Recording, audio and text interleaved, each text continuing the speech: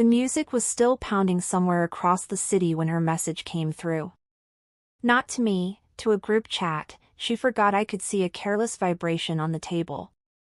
A name I recognized, a sentence that cut cleaner than a blade. Girls' nights matter more than marriage. Paper means nothing. I stared at the screen while the house stayed quiet, respectful, like it already knew what was happening.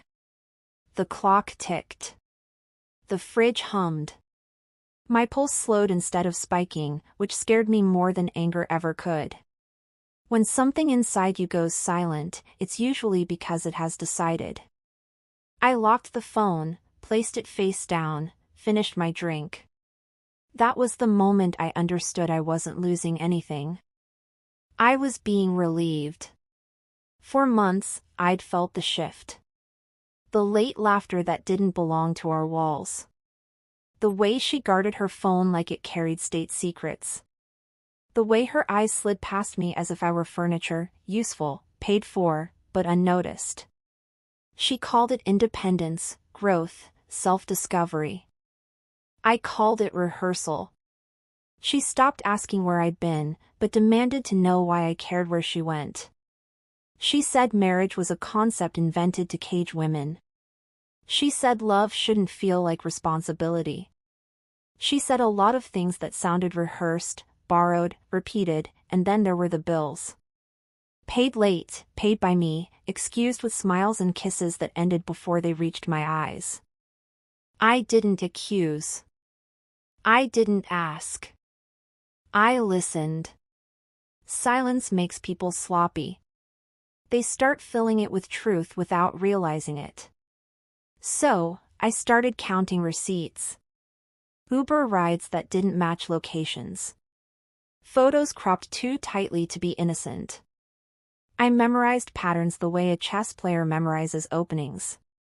Same bar, same nights, same friends tagged except one name never appeared.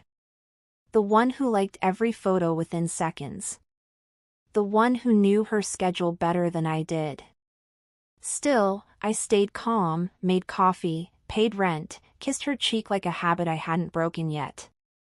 At night, I lay beside her and stared into the dark, listening to her breathe, wondering when she stopped seeing me as a person and started seeing me as infrastructure. When you realize someone is using you, the rage doesn't come first. Clarity does. I pulled phone records, not illegally. She'd added me to the account months ago, a gesture she probably forgot. There it was. Hundreds of calls, long ones, late ones.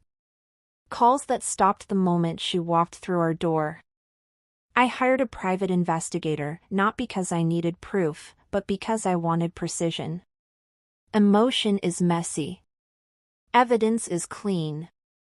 The report arrived on a Tuesday. Photos, dates, a hotel receipt under her name. I didn't look at them twice. I didn't need to. The story was complete the moment I saw her handwriting on the signature line. That evening, she came home humming. She talked about her night like it was background noise. I let her finish. Let the silence stretch until it became uncomfortable. Then I slid the envelope across the table. I didn't say her name. Didn't raise my voice. Didn't explain. She opened it. Her hands started shaking before she reached the third page. "It's not what you think," she said like they all do. I nodded. I know. That was when she broke tears, apologies, a sudden respect she hadn't shown me in years. She talked about mistakes and confusion and needing to feel alive. I watched her carefully. She wasn't sorry she betrayed me.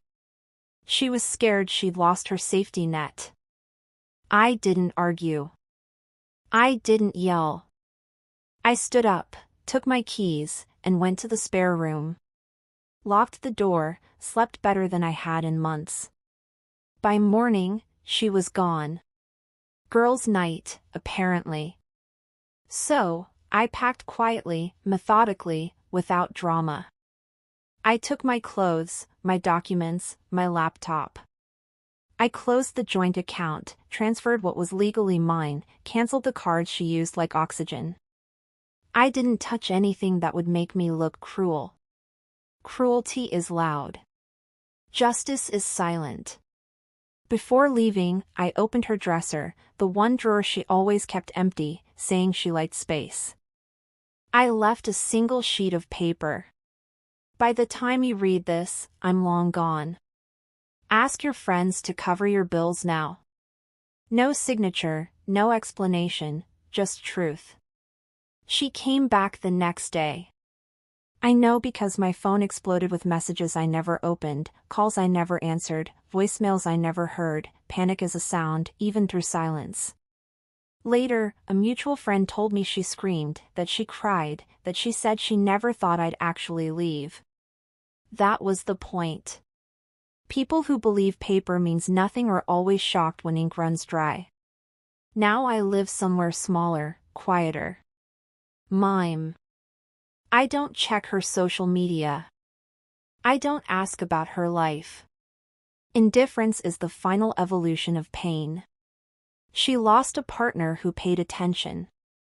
I lost a parasite that mistook access for entitlement. The difference is I knew what I was walking away from. She's still asking questions. I already have answers, and that's why I sleep peacefully now. Because the moment she chose her nights over our vows was the moment she unknowingly set me free.